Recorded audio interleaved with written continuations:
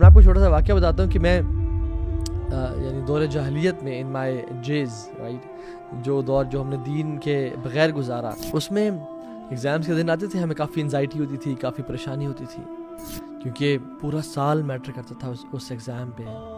لیکن کچھ دفعہ سنس ہمارے کانٹیکٹس تھے اندر کی مینجمنٹ کے ساتھ اور کچھ لوگوں کے ساتھ، تو اللہ تعالیٰ ہمیں معاف کرے، ہم نے اپنے کانٹیکٹس کو یوز کر کے ہم نے پیپرز کچھ دفعہ آؤٹ کروا لیے. اور جب پیپرز آؤٹ کروا لیے تو دین دا ایگزامینیشن واز ویری ایزی، اور وہ ہم we were surprised and we were very happy کہ الحمدللہ تو خیر نہیں، کہ جو پیپر ہمارے پاس ایک دو دن پہلے آ چکا تھا، وہی ایگزام پیپر میں جب آیا اور ہم نے سامنے دیکھا تو دل کی دنیا جو نا بہت خوش ہو رہی تھی. So it was very easy for us and we had no anxiety because ہم نے ایگزیکٹلی ان کویشچنس کا آنسر پریپیئر کر لیا تھا.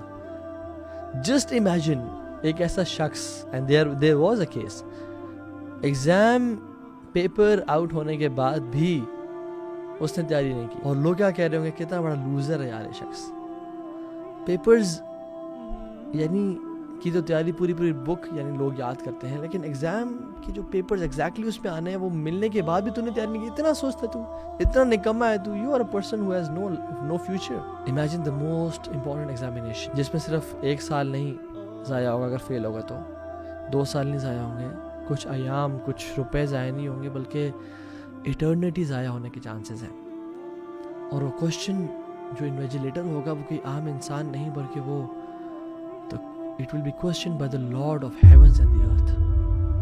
وَسَوْفَ تُسْأَلُونَ، بے شک ہم آپ سے سوال کریں گے. وَقِفُوهُمْ إِنَّهُمْ مَسْئُولُونَ، ان کو پکڑ کے رکھو، ان کو گائیڈ کرو، ان کو hold on to them.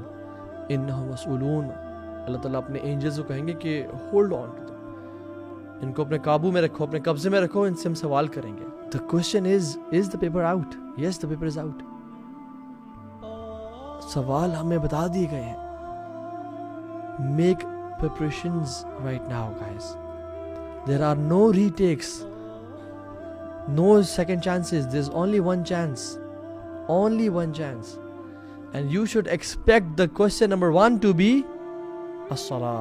رکوع کے بارے میں سوال کیا جائے گا، کیسا کیا. سجدے کے بارے میں سوال کیا جائے گا. وضو کے بارے میں سوال کیا جائے گا.